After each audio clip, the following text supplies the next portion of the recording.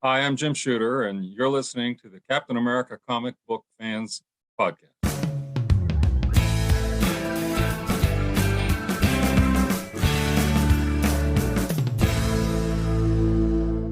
Well, greetings, Cap fans. Welcome to episode 207 of the Captain America Comic Book Fans Podcast. I'm Rick Verbanis, and I'm your host. I got a co-host. He's the best one out there. His name's Bob Lucius. Oh, Bob, watch out. You might get what you're after. Cool, babies. Strange, but not a stranger. I'm an ordinary guy. I was just, you lulled me in. It was like being at a beat poetry jam or something. Yeah. I didn't, Do but you know I the still next have no line? idea. I have Next no idea. line? No idea. Burning down the house. Oh, little Talking Heads. Yeah. All Little Mark right. Grunwald's favorite band. Right. Yeah. Yeah, big hit Very for them nice. back in 1983. All right. But why am I greeting you, Bob, with a burning down the house? Well, we are covering Captain America 19 of Volume 6 tonight, Rick, and that's the final issue of that volume.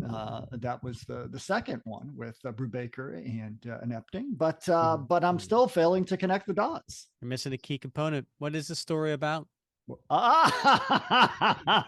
Wow, you've really got me on the. It does involve William Burnside. Yeah. All Yes, right. it does. Okay. Nicely done. Nicely done. Yeah, all right. Yeah, glad you're finally connecting the dots. Yeah, we are, as you said, covering Volume 6, Issue 19, the last issue of the volume. But not only that, it is the last issue Ed Brubaker would write after a very luminous Captain America writing career. Wow. Nicely done with the voluminous. Yeah, you like that, That dude? was nicely played. Yeah. Yeah, you're right. And man, what a run. Huh? This volume, the previous volume, I mean, these were magnificent. So many people, when you ask them, favorite author, favorite run, favorite story arc, they come back Yeah. to these particular volumes, and particularly volume 5, which brought back Bucky Barnes and so many other great stories interwoven into the broader story. So Yeah. And one of the later stories in volume 5 did involve William Burnside. And so it's interesting that this particular because volume 6 was a series of story arcs, right? mm-hmm. One story arc after another, which was very much like volume 5. But here is a standalone issue. And so we'll talk a little bit about that as we get towards the end of that story, just about our thoughts on it. But before we get into that, I would be remiss if I did not mention that if you're listening on the day that this comes out, which is September 25th, in just a couple of days, one Mr. Jim Shooter is celebrating a birthday. So happy birthday to Jim. What was he? I don't know it off the top of my head, Rick. But I mean, we did an interview with Jim, a magnificent interview. I should. Yeah, we did. What episode was that? That would be episode 65, Bob. Yeah, it was a while back, so Mhm. I don't blame you. It's been 3 years, or 3.5 years actually, since he's been on the show. But yeah, it was a great interview. Certainly, kind of was pretty honest about some things that he had been critiqued about over the years, and also hearing from people who have worked with him. But it was a great interview, one of our better ones. Yeah, I think he really enjoyed it as well. Which I think I don't. Maybe I'm going out on a limb here, but I don't think he came in to that particular podcast. Really thinking that he was going to get as into it as he did. But I think when we close that out, I think he found that as rewarding as we did, and certainly it was really informative. Yeah, absolutely. Yep. And speaking of interviews, stick around. At the end of this episode, we will announce who our interview is for our next episode.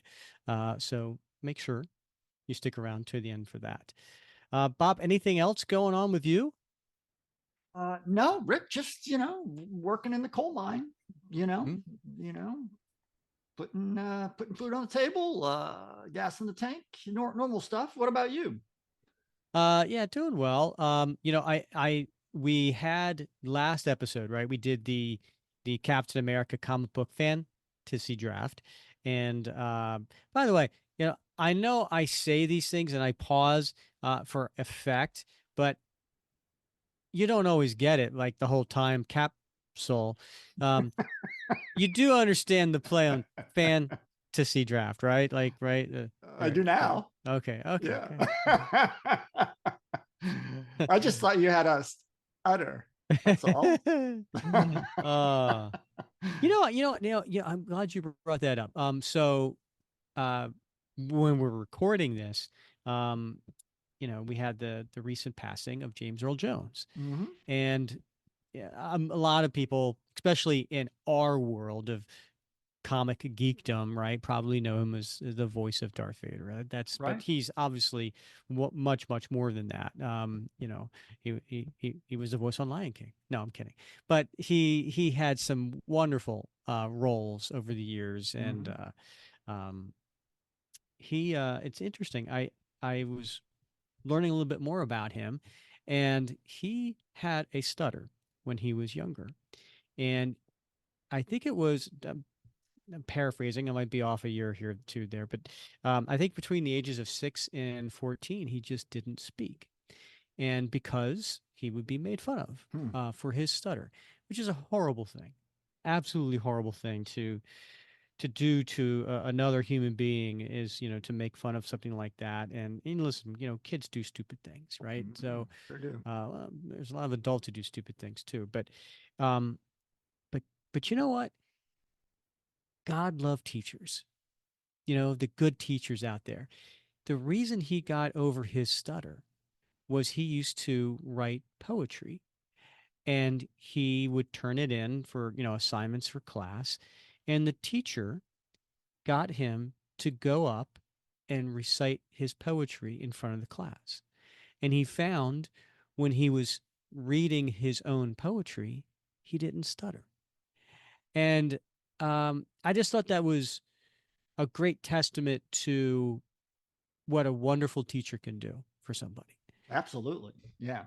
Yeah. Teachers matter. And there are a lot of really great ones, and they know how kids work because they work with kids, and Hmm. they're trained with kids. One of the things I teach at a university, and one of the things I learned, and I've been teaching at universities for a better part of 12 years, Hmm. different universities. One of the things I've learned is, And they keep kicking you out.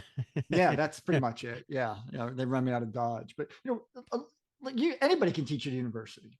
Um, and even like you don't need a PhD, you don't even need a master's. If you've got a certain skill set in a certain area, certain field, uh, and you can teach in a certain program because you bring those life experiences and those professional skills. Of course, if you're going to teach, generalist courses or really deep courses in something that involve that, you got to have an advanced degree. But one thing I learned is that you don't need any professional training to teach at a university. Unlike being an elementary school teacher or a middle school teacher or a high school teacher, the certification, the training, the education that folks go through in order to fulfill those roles is man, it's insane. It's insane. I Well, looked into it, and when I first moved to Florida, I thought, well, maybe I'll get my teaching certification. And I looked into the certification process. I looked into the certification tests, and I was like blown away by just the basics of getting certified. Not even to mention all the classroom time that student teachers need to do in order to work their way to that. But to teach at a university, you don't need any of that. They offer professional development, but it's not required like it is for you know K through 12 teachers. well, I got to say, if it was going to be one way or the other, I'm glad it's the way it is because you really Yeah. think about it, those children are a lot more influential, not influential, Mhm. influenceable, Right. right? And so, yeah, it's really, really key that, Yeah. the ones that we entrust our children with are trained and certified and go through all of that hard, rigorous training. Yep. It's no joke. And kids only get one shot. When you're in K through 12, you get one shot at your K through 12 education. And so, you want to make sure they get your best people and you pay them well, and they get the professional development that they need to improve over the course of their careers. And because we all depend upon those generations to take care of us when we get old and decrepit. Well, let's hope so anyway. Yeah. Hey, by the way, I know you like to start your classes off with a joke. Do you have you had one that you've done recently that you're Yeah, I particularly did. proud of that went over Well, well? I won't say I'm particularly proud of it, but I did use an oldie but a goodie with the class this week. I took them on a field trip, and before we got started, we got off the bus. I got them, gathered them around. I gave them the lowdown on what we're going to do, and I said, I'm gonna. I haven't done any jokes with this class yet, and I said, I just want to let you know, if you didn't take me specifically because of the jokes, you're going to get a joke from here on out. So I just want to let you know what happens if you accidentally eat aluminum foil. What happens, Bob? You sheet metal.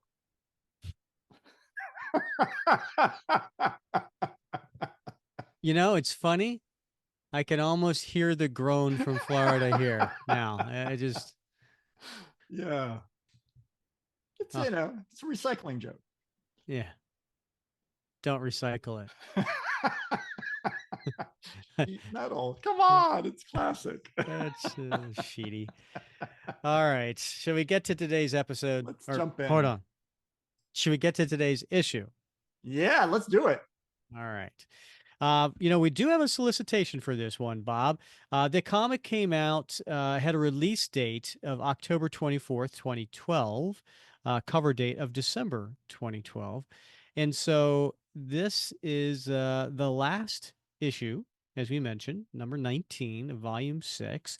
And as I said before, it's a little bit more than just the last issue. And so the solicitation makes mention of that.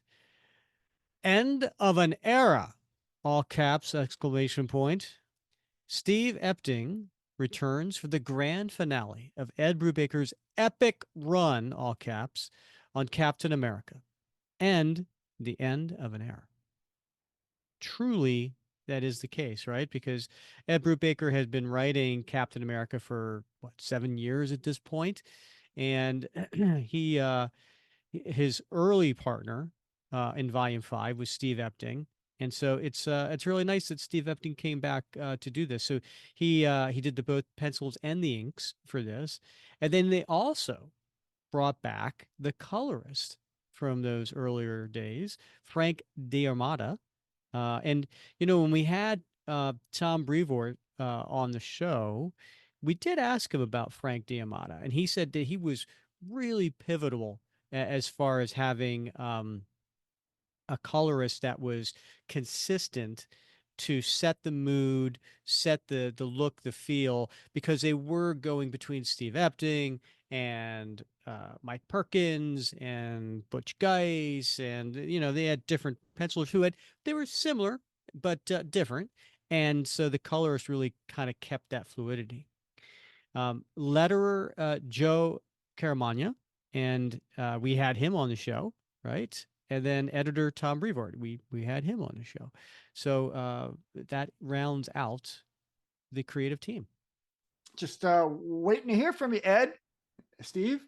I know, right? So, it's funny. I think I'm going to, and this is old hat by the time people listen to this, but I'm going to the Baltimore Comic Con, and part of my reason is I'm picking up this amazing commission. I don't want to say the artist, I don't want to say the character, but I've seen the work and it is gorgeous. And when I say gorgeous, that should be a hint.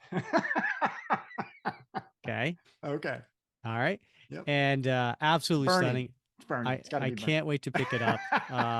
That's the main reason I'm going. But the other reason I'm going is to recruit people for the show, and I believe Steve Epting's going to be there. So I'm gonna wish me luck, Bob. Nice. Good. Good luck. Good luck. All right. Speaking of Steve Epting, he did the cover as well. Bob, do you want to take the listeners through the cover? Man, this is one of those covers, Rick, where it's almost made for a displayable poster in a comic shop or on your office wall. I don't have this one. I don't know if they ever actually produced this one as a promotional poster, but I'm gonna have to check and see if they did, because it's amazing. And so what we have is we've got a fabulous Steve Rogers as Captain America in the center of the cover, and he's got his shield in his left hand, and his arm is raised almost parallel to the ground, but in his right hand he's clutching a flag, Rick, and he's got the stars, the blue background with the white stars clutched in his hand, and the rest of the flag is draped over his right shoulder, and it's billowing behind him. So you see the red and white stripes billowing on the flag behind him, and he is coming toward the reader, and he's got a look of purposeful seriousness on his face. But in the background behind him, occupying probably 90% of this cover, you have characters from Steve's background throughout the past decades. All of them, I should say, were used at some point in Volume 5. So we've got MODOK, we've got Batroc, we've got Baron Zemo and Black Widow. We've got Dr. Faustus. We've got Bucky as the Winter Soldier and Nick Fury. And then on the right side, we've got Sin and Crossbones. We've got a really creepy looking Red Skull, and we can almost just see his eyes peering through those bony ridges of his skull face, peeping through the billowing flag. And then we've got Sam Wilson as the Falcon, and we've got Bucky again, but dressed as Captain America, because he did take over for a while and carry that mantle in the absence of Steve Rogers after his parents' assassination. And then far down in the lower right hand corner, we've got Sharon Carter as well. So we've got this amazing collage of Captain America foes and friends, all with a sort of reddish tint to a certain red hue to it, and then above them all, we see Captain America, but above that, the final issue of. So it really drives home the point that this is the last issue of the volume. And as you pointed out, the last issue of Epting and Brubaker's work together. Yeah. No, yeah, thanks for taking us through that. Yeah, it is really cool to see all these different characters that are important in Captain America mythos. And certainly who had played central roles throughout the 7 years of Ed Brubaker's runs.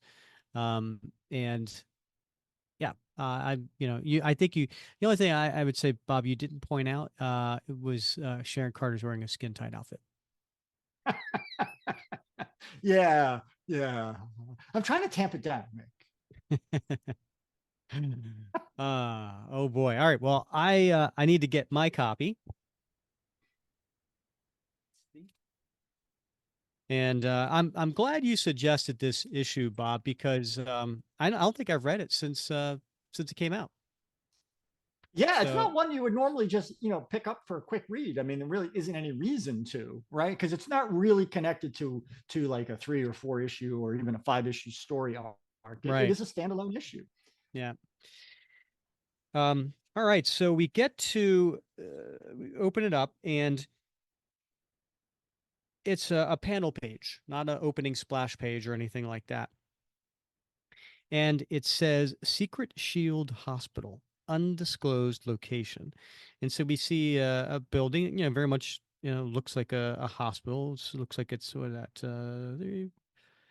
8 stories high. And it looks like it's nestled in the hills, forest somewhere, kind of away from everybody else.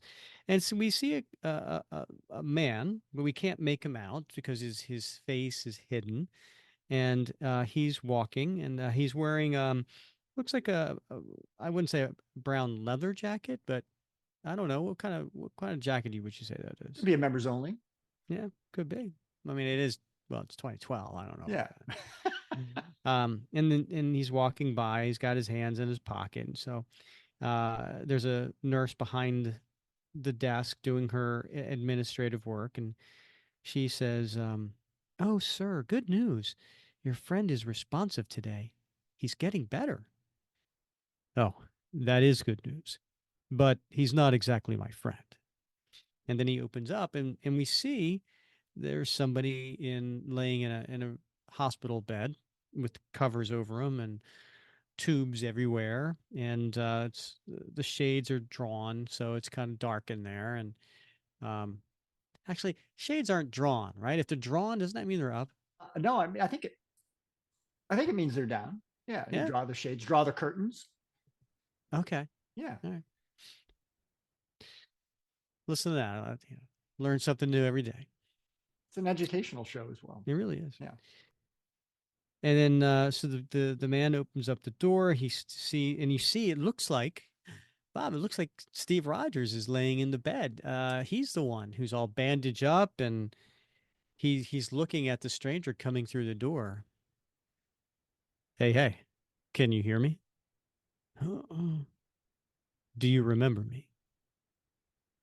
You were there. I know. And I just want to say, I'm sorry for what happened to you. So we turn the page, and now we get the big gigantic splash that pulls you into the story. It's a double page spread with I would say, more than 2/3 splash on the top half. Um, Boy, I just did great math there. Yeah, 2/3 page on the top half. The top 50% is 2/3 of the It's like splash. what's that cologne from Ron Yeah, Burgundy's? You know, yeah. 50% of the time, it works every time, or whatever, something something like like that. that. Yeah.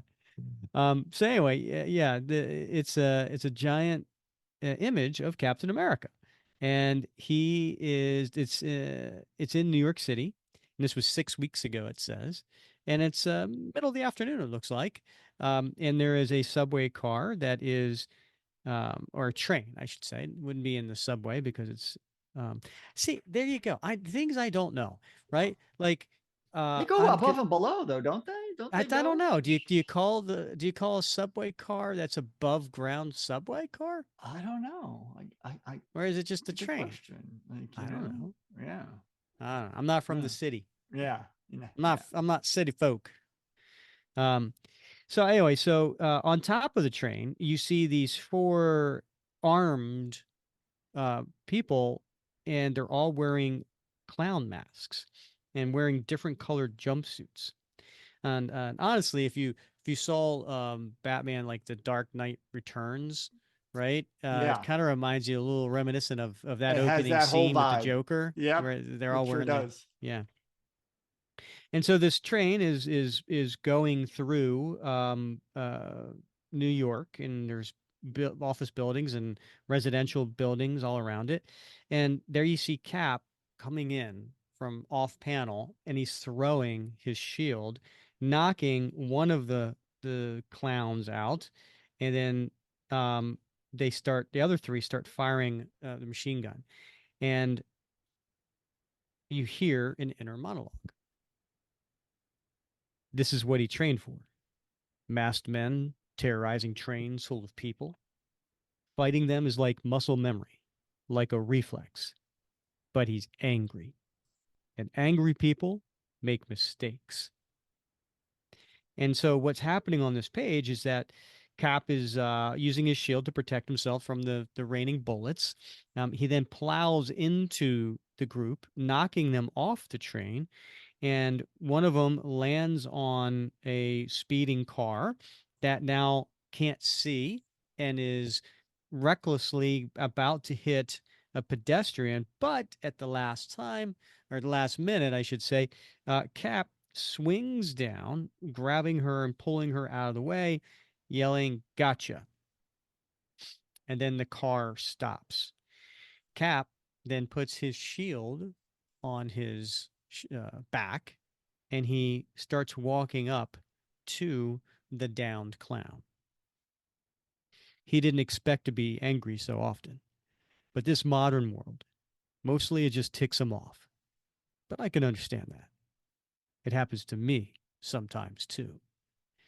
And so Cap's about to punch this already hurt and downed clown, and is in saying to him very angrily, "Do you see what you almost did? You commie son of a..." And then Another Cap is behind him and grabs the fist before he can strike. Enough. Stand down, soldier. The man is wounded. What? No. Hey, that can't, not possible. And he runs off. So I think at this point in the story, we still don't know who was in the bed, and we still don't know. But there's two Caps. And so, but the fact that this particular Cap is angry and is calling someone a commie, could it be William Burnside? That Mm. seems to be what we're looking at here. It does seem to give that suggestion that that's who we're dealing with. So I'm going to just back up a little bit and I'm going to reread the inner monologue here. In this modern world, mostly it just ticks him off, but I can understand that. It happens to me sometimes too. And I'm just a man out of time, not out of my mind. Oh, We turn the page and William Burnside, running from the Cap, alarmed, runs out into the road and is hit by an oncoming 18-wheeler. yeah. Now that's going to leave a mark. Yeah. I don't know. I mean, he has a shield. Don't you think he would have put his shield up in time? Yeah, I guess if he'd had the reflexes, but it doesn't look like his shield's in front of him. It's over his left shoulder. I didn't buy it.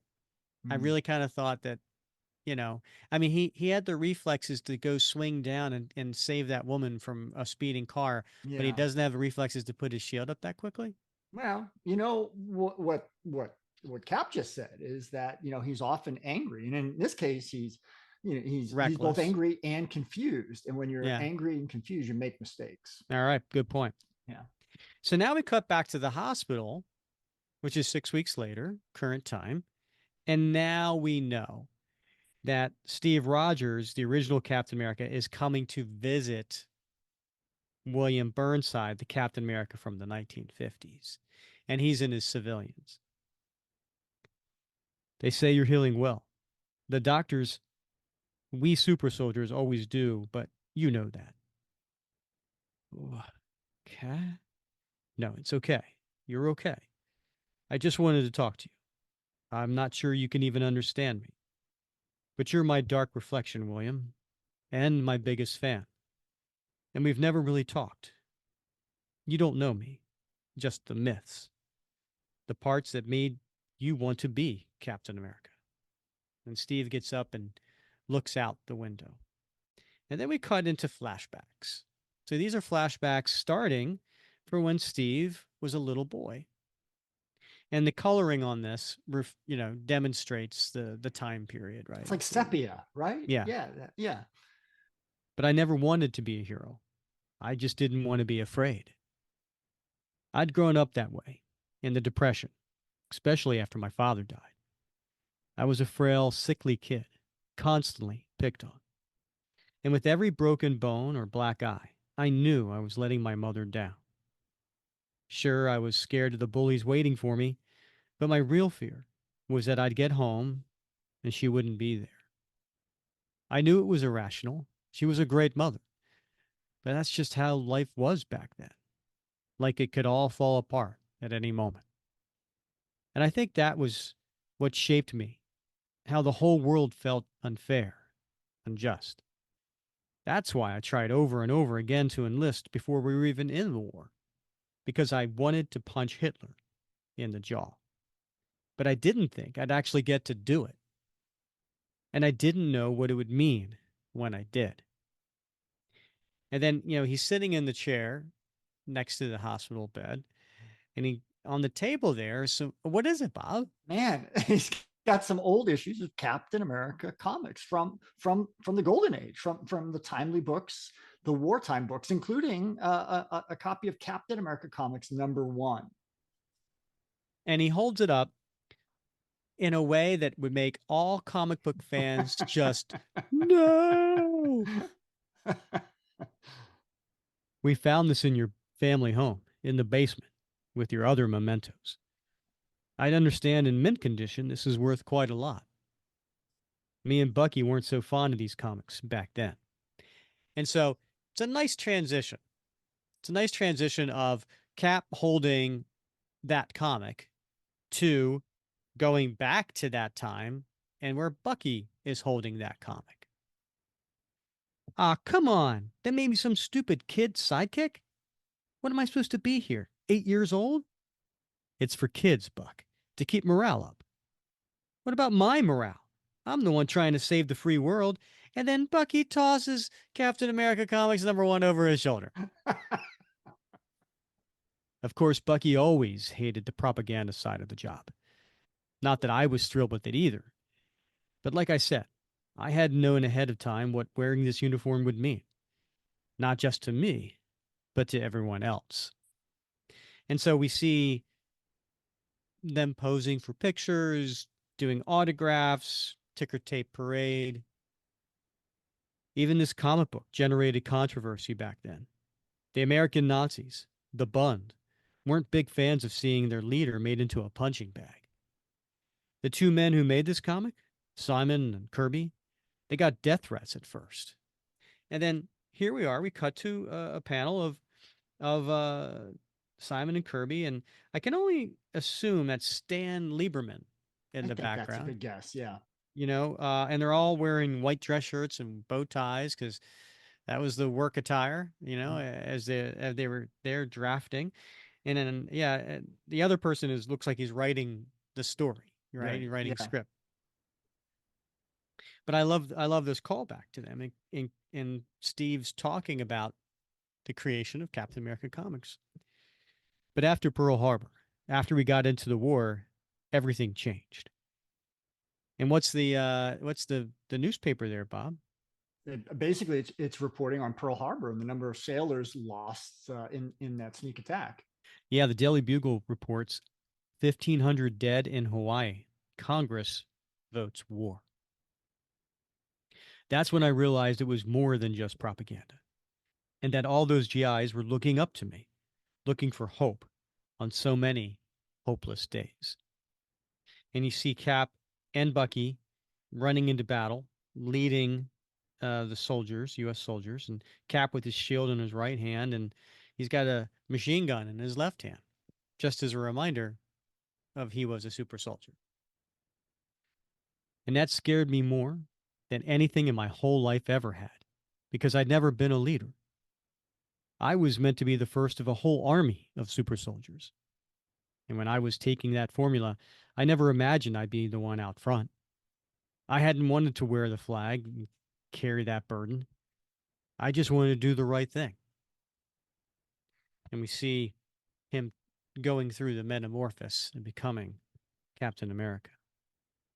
Next page, we see him fighting the Red Skull. We see a pretty bloody battle with many wounded or dead soldiers. And we see Steve being blasted away from the plane where Bucky was on. But suddenly, there was only one right thing to do, one mission, and it got bigger and bigger every day.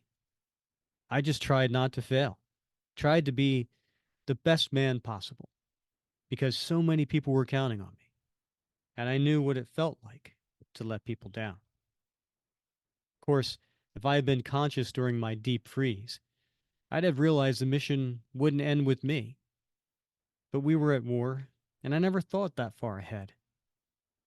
And we see here President Truman introducing the new Cap and Bucky to Namor and the Human Torch. And I think it's a scene from a comic we've seen before, right? Like in The Invaders. Right. Yeah. Yeah. It's definitely covered in the Invaders. Yeah. Never thought about the symbol needing to live on, and never realized my burden would be taken on by others. And so that last panel, that my burden would be taken on by others. What are we seeing here, Bob? Well, we're seeing the spirit of '76, William Naslund, who took over as Cap when Cap went missing. He is defeated by Adam 2, the robot, And so this is the plot to assassinate Kennedy. Back when Kennedy was a junior senator, and we see Jeff Mace as the patriot coming into to the building where he finds the William Naslund dead on the floor. And this is when he basically takes up the uniform, the shield, and picks up the mantle of Captain America. I read about Jeff Mace and William Naslund's time as Captain America when I was awakened. But you were another story, a government secret I had to root out. And when I did, I understood why they didn't want me to know about you, because you lost everything trying to be me. And then this is basically, we're now cutting to the Captain America from the 50s story by Steve Englehart and Sal Buscema. I think it was issue 155. And we kind of go through a few of those panels visually as Cap is telling the story to William Burnside. It shook me to my core when we faced off, seeing the effect I'd had on you, seeing you break inside when you realized I wasn't the new replacement Cap. I was the original Steve Rogers. You can't understand how that felt, facing my own twisted legacy, knowing I couldn't control what people thought I stood for. Like I said, the mission just kept getting bigger until it became too big. And I was naive enough to think the response to a corrupt president was walking away. What's he referring to here, Bob? This is when he gave up the shield and the uniform and became Nomad. Not from the fight, no, but from the symbol. I thought the government would replace me with someone trained, but they didn't have the chance before an innocent civilian tried to take my place. The guilt I carry over that man's death can't be measured. What's he referring to here? Well, he's referring to Roscoe Simons, right? Who I think he was only in that uniform for, I think, maybe two or three issues before Red Skull dispatched him in a fury when he found out that this was not the original Steve Rogers. Yeah, and then we're seeing scenes, from that. I think there's the famous scene of Roscoe being tied up on the roof, lying there dead, being discovered by Sam Wilson. Next page. I understood then what I had been learning ever since I picked up that shield. The mission isn't just mine. The mission goes with the symbol. And if I don't wear that uniform, then someone else will. Someone else always will. Because that's the hardest thing about being Captain America. Understanding that the mission is too big and it'll never end. But it has for you, William. And we turn the page, and there's a scene of a funeral here. And Cap is at a podium giving a eulogy, and we see the Avengers and others in paying their respects. And then we see a coffin with a American flag over top of it, and 3 soldiers on each side giving a military burial. We buried you last week in Arlington National Cemetery with full honors. I spoke there of the things you stood for and what you fought for before your flawed super soldier serum affected your mind. I spoke of the best of you. And now it's time for you to rest, soldier. You've served, you've done your best, and your mission is over now. And then Cap gives the lying down William Burnside, who with tears in his eyes, Steve salutes him. Tomorrow you'll go to another hospital for more healing. And they're going to do their best to restore your mind, to give you a new life to go with your new name. Because you don't have to be Captain America anymore, William. You have my eternal gratitude. But someone else will carry that burden from now on, for as long as I can. And William Burnside just lays there with tears in his eyes. And Cap walks away. And then the last panel, he's on his motorcycle driving away, and you see a flag kind of floating in the sky going with the sunset. The end. And Bob, by the way, you know that the motorcycle is driving away. You know how? How, Rick?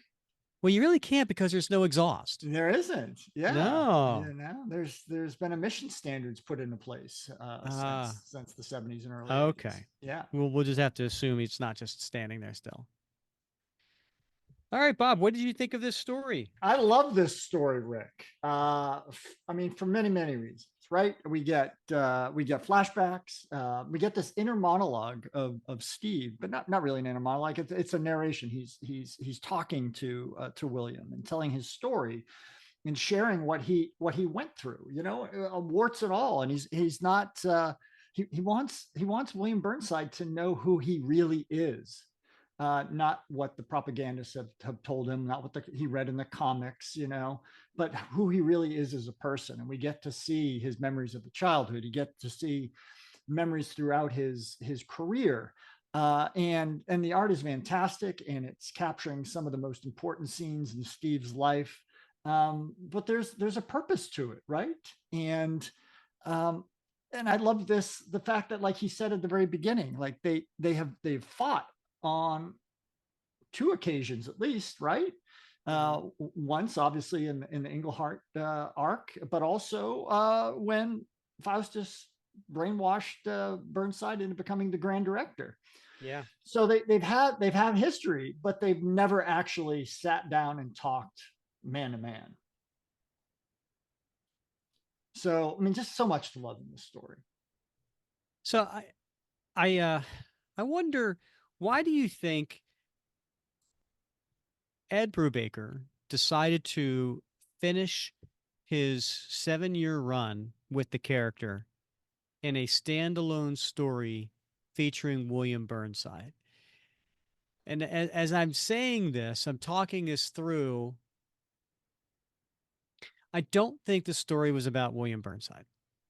I think William Burnside Yeah. was a tool for Steve to tell his story as a recap from his childhood to his current mission and everything in between. Mm-hmm. And that it's a burden, but it's a burden that he feels that only he can shoulder. And I wonder why Ed wanted to go out that way. Yeah. Yeah. It's a good question, right? I mean, Steve was gone for a good part of volume 5. And I mean, and volume 6 was relatively short. I mean, 19 issues. But even a lot of that was Cap wrestling with demons from his past. And so I guess he's maybe wiping that slate clean, perhaps, and setting him up for his future, where now he's reclaimed that mantle. And because, as you know, for a while Bucky had it, and it's on him now, and he's back at it. And of course there was that really important arc in volume 5, right? Was it volume 5? I don't know if they count it as volume 5. It's issues 602 to 606. I guess they count it as volume 1. Yeah. Right. But it's the Two Americas arc where William Burnside, after he basically abandons the Red Skull and pairs up with AIM for a while, but then he just leaves everybody and he goes out to really find Middle America again. Ends up in Idaho and isn't happy about what he's seeing, and decides that he's going to take down the government. And Bucky and Sam are the ones that have to go after him.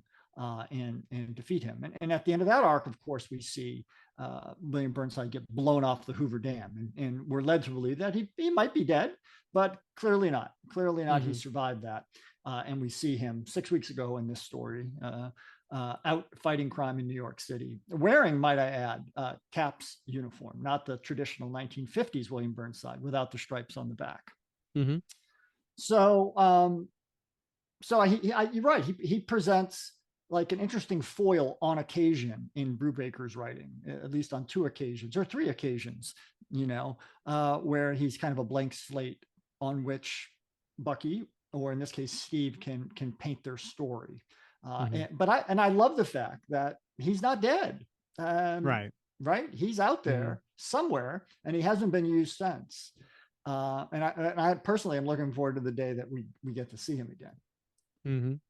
Well, we did see him again in the Curse of the Man thing, Well, we saw right? what We saw, was we saw uh, Cap's we saw Steve's yeah. mental imaging of him. Okay, I was trying like, what's the word Yeah, we're going to use here? You yeah, used mental imaging, but was it a, I don't know, not an echo or like an echo from the past, maybe, yeah, right? yeah, yeah, Yeah. yeah. All right. Yeah, so I don't know. Why why do we think it was important for Ed to do a recap of Steve's life? Um, for a last issue of a volume. Maybe he had a It's short interesting. deadline. I don't know. I Obviously, don't think so. we would Yeah, love to have Ed on the show so we could, talk about yeah, things like this with him. But yeah, no, I enjoyed the story. yeah. I thought,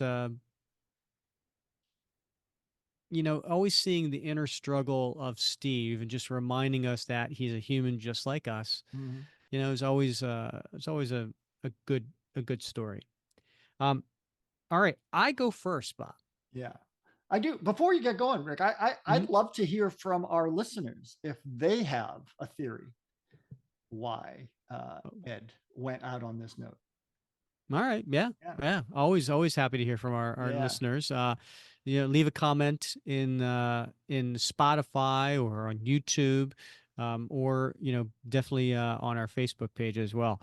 Um, all right. So I go first for favorite panel, and I am going to go with page 10, panel 5.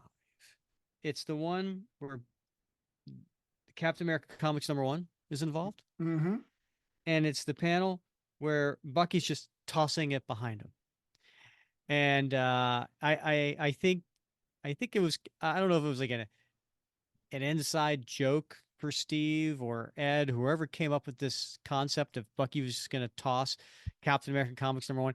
But I think it was kind of like, hey, do you want to make the fanboys cringe? I got an idea. Right. Let's have toss, the holy grail of all Captain America comics. Right. You And know? I got to tell you, I love how the cover of Captain America 1 is lovingly rendered in exquisite detail. Yeah. I mean, Oh yeah, it's yeah. really nicely done considering how small it is on the page. Yeah. Even the coloring is spot on. I mean, yeah, there are 5 panels on this page, and all 5 panels have Captain America Comics #1 Yeah. in it. It's yeah. How about you? You have a favorite panel? I do, Rick. I think it's the second at last page. And it's the one with Burnside laying in his bed after Cap is telling him that, basically he stand down, I got it, right? And you Hmm. got that single tear rolling down his face as he realizes that his mission is over. And that Cap is grateful in some way, right? And I look at this. First of all, I'm a big fan of the Burnside character for all his flaws. A lot like John Walker, right? He's got his flaws, right? But he's a guy that like wanted to do the right thing, tried to do the right thing, and just got really swept up in some bad juju, right? Some bad Hmm. secret super soldier serum. But I wonder if the tear is because Steve is telling him that his mission is over, Hmm. or if the tear, and this is how I like to think of it, the tear is because Cap is grateful to him and telling him that thank you for what you did, but I got it now Huh. because this is his hero, Yeah. right? This is a guy that like he changed his face, right, Hmm. and everything about him to become him because this was his hero, his boyhood hero. And so, I got maybe it's a mix of both, but Yeah. it's ambiguous enough that the reader can read into it what he or she wants. I love that. Right. All good stories should have some of that where you can bring your own personal insight into something and where that is going to end up going. sometimes it's not always comfortable and sometimes it's not always clean. Mhm. Sometimes we want a very clean, resolute ending. But in this case, I think the ambiguity is enough where it doesn't take away from the story, No, right? yeah. And I think you're right. He could be crying either way. I first interpret it as yeah, he was upset that he's being told that he can't be Captain America anymore, Mhm. and because that was his life, right? Like that's all he wanted to do, Right. and to Yeah. have everything that he wanted to do being told it's being taken away. Yeah. I That's what my interpretation was, but I like yours as well. Mhm. That he's finally getting some respect from the man he respected, Yeah. and that could also be a little overwhelming. Right. I mean, it seems like the one person that matters to him, right? Historically Hmm. speaking, anyway. So, Yeah. yeah. All right, what are you putting on a t-shirt, Bob? Whoo, I'm going to have to go, Rick. I think, you mentioned it. It was that the homage to, and I think it was issue 156 with Steve Rogers as Cap Mm. slugging Hmm. William Burnside as Cap. And you see, him flying backwards towards the reader. Hmm. And we've seen this homage a number of times in Captain America comics, but that one right there Hmm. is, the original by Sal Buscema, beautiful. This one rendered beautifully. I'd love to Hmm. have that on a t-shirt. It would make a good one. Yeah, sure It would. would make a good one. Yeah, nice. How about yourself? I'm gonna go with page 4. It's gonna be the William Burnside first panel on the top of the train holding the shield and with the ricochets on his shield. I just like the like it's just a horizontal sliver, right? That I think would just look good across the chest. And it says, "Fighting them was like muscle memory, like a reflex." And I don't know. I think I look cool in a t-shirt. Yeah, absolutely. And what about your time capsule? Nicely done. Oh, that to me is a no-brainer. I'm gonna have to go with the page 11 last panel, which has Simon Kirby and we believe Stan Lieberman, aka Stan Lee, in that. So I think that's just really cool where Steve Rogers is referencing the men that created him. Yeah, yeah. That's a great one. That's a great one, and that's a great panel. Really well done, and just a respectful call out to folks that had a hand in shaping the character that we all love so much Hmm. today. 90 years later. How about you? What's going in your time capsule? Rick, I'm going to take a broader brush here. One of the things I really like about this issue, and it's somewhat rare, is that we get to see in one issue not only William Naslund as Captain America, but we Hmm. get to see Jeff Mays in the Hmm. moment that he becomes Captain America. We get to see William Burnside as Captain America. We get to see Jack Monroe, Fred Davis, and Bucky Barnes, the three folks that were Hmm. Bucky, right? We get to see Steve Rogers not only as Cap, but we get to see him as Nomad. Hmm. And I don't know. I'm not sure if this is either John Walker as U.S. agent or we're seeing Steve Rogers as the captain. I think it's John Walker, and we get to see Roscoe as well as Cap, all in one issue. So, like, Hmm. how many issues? Can you tell me how many issues are there out there where we see the whole panoply? I mean, we're just missing a handful, I'm actually. sorry. What did you just say? The A whole what? panoply, the whole schmeal, schmazo, Halston Pepper, the whole Incorporated? cornucopia. Yeah. All of, Panopoly. Wait a yeah. minute. No, no, I'm not letting you get away with this. Yeah. Panopoly. Panoply. Monopoly with a P. Yeah. P-A. Panoply. I've never heard that word in my entire life. All right. Look it up. I'm not debating you. I'm not questioning you. I'm just Yeah. wh- Anyway. why? All Yeah. right. Why? Yeah. So, like, so this is one of the things I really love about this issue, and And I think because that's John Walker, by the way. I think it is too. I think it is Yeah. because he's got Because the he's angry and watchdogs. he's fighting the watchdogs. Watchdogs behind him. Right. Yeah. Yeah. So I mean, we get all these folks who have been who carried the mantle of Captain America, and that's a big part of what Steve is talking to William about. Is like, you had a role to play and you played it, and fucked it up, screwed it up. But all these other folks did as well. But I'm the real deal, and I'm back, and it's on me now. I have the mantle.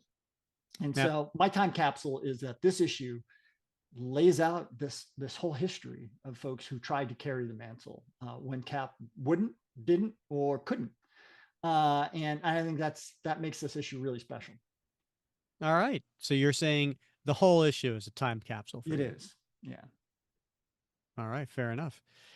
Okay, Bob. Well, we promised that we would have an announcement on who our next guest is, which is going to be next episode, and it is a tying in a little bit with what we talked about in the beginning of the episode, where we talked about the importance of teachers and professors. And we got our own professor coming back. That is Professor Mark D. White. And he is coming back on the show. This will be his third appearance. You may remember back on episode 30 is when he first joined us, because not only is he a writer of several books, but he's the writer of The Virtues of Captain America, Modern Day Lessons on Characters from a World War II Superhero.